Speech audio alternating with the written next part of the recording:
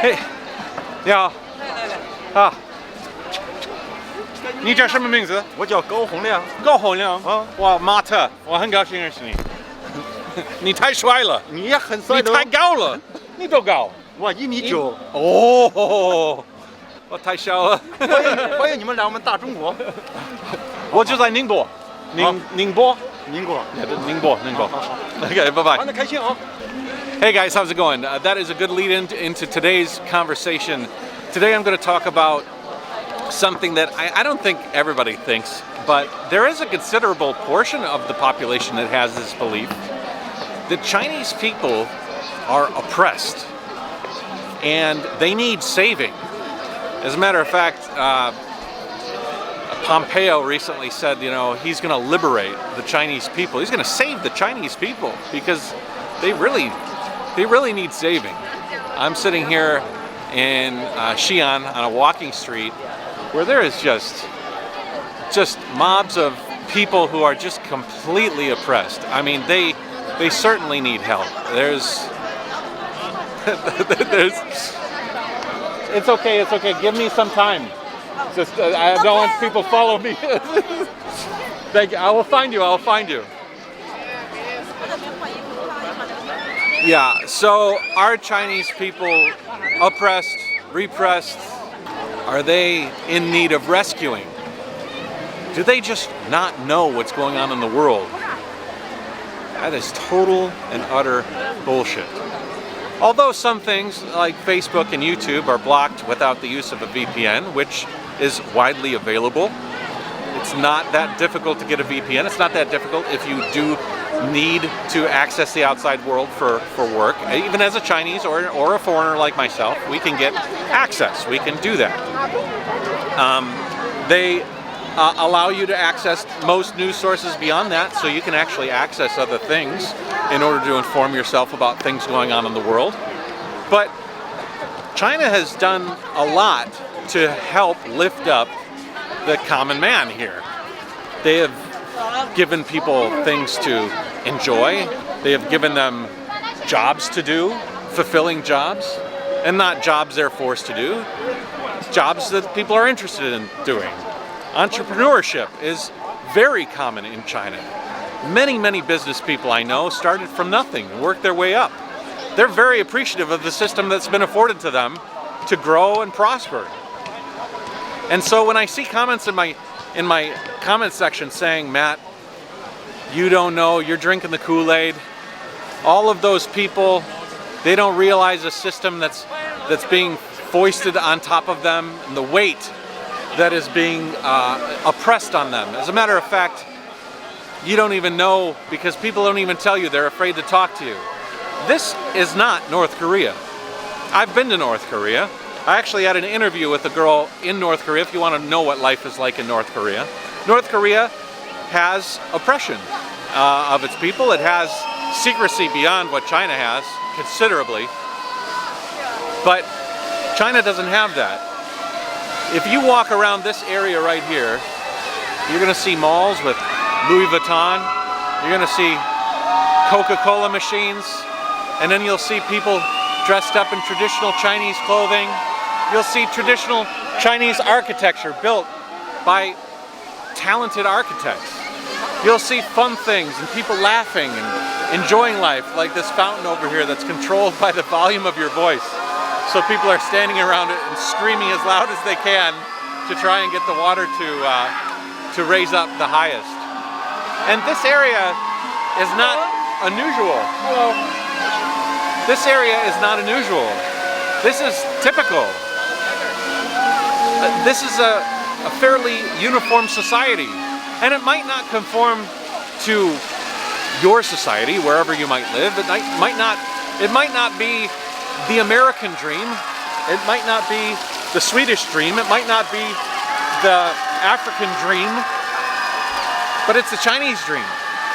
And to think that you can do it better than they have done it for themselves. Hello. How am I? Yeah. To think that you can do it better, and you should do it better, and impose your idea of a perfect society on China, doesn't that just sound wrong? Can't you just enjoy a society for the uniqueness of it instead of wanting to impart your own idea of perfection on it? Because honestly, there's nothing perfect out there. And China isn't perfect, America is not perfect, London isn't perfect.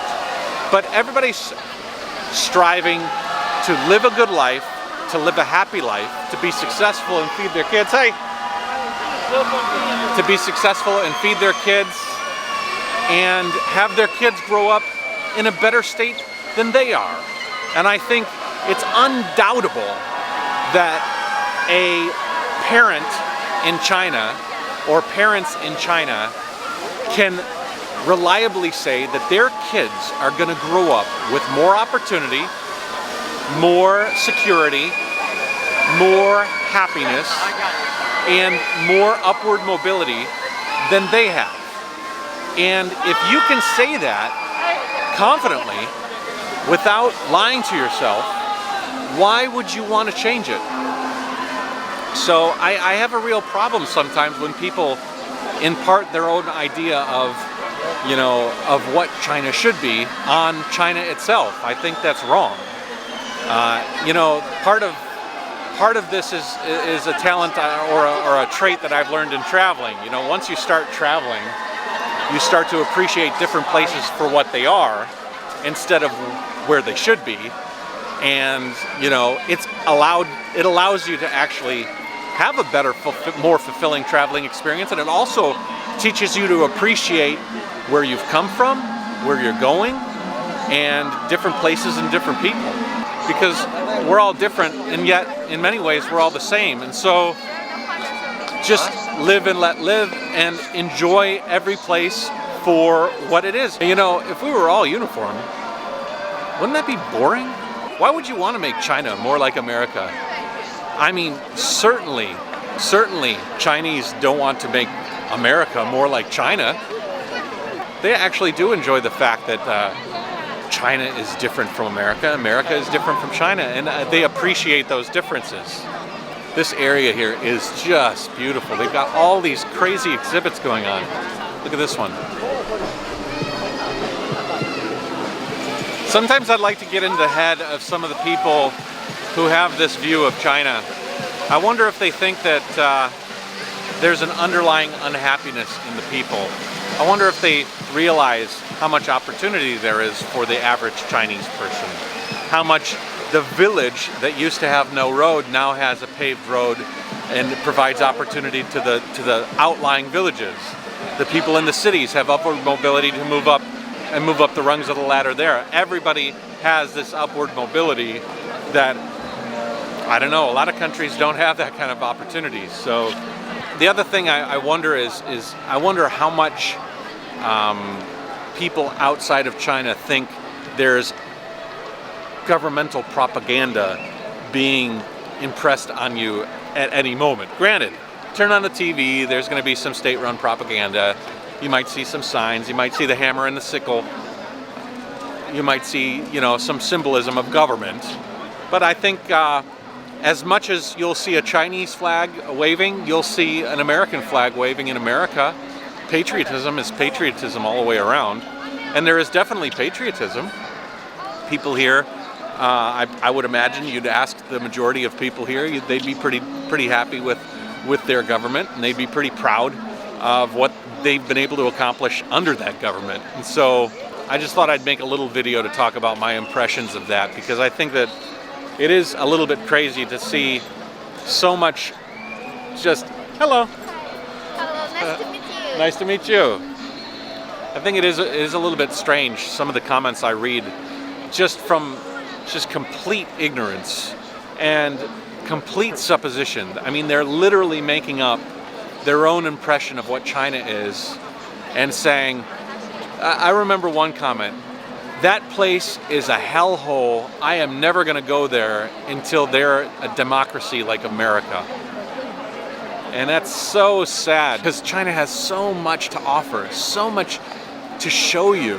And it has so much to show you because it's not an American democracy. Literally because it's different is the reason that you should go to China and explore. It's part of the joys of traveling, is being able to like go to places that aren't like back home. And so to try to impart your own vision on a place that has not been that way ever is counterintuitive. And it just won't lead to a good place. So anyways, guys, take it easy, Jayo. I'm in Xi'an with a bunch of YouTubers and friends, and we're going to explore the city. I have a bunch of videos about this place and a bunch of places we'll be visiting in the next couple of days. I have a Patreon with a bunch of audio podcasts. If you're interested, why don't you join that? I also have a WeChat that you can drop me a coffee if you'd like. All sorts of interesting ways you can interact with the Jayo Nation. I appreciate all of you out there, and I'm curious. Did you have this sort of idea of China a while ago? Maybe it's changed. Do you think I'm completely full of shit? And you can tell me that as well. I appreciate all of your comments in the comment section. I do try to read them all, as long as they're kept to a civil degree. And yeah, have a good day, and Jayo. Bye, guys.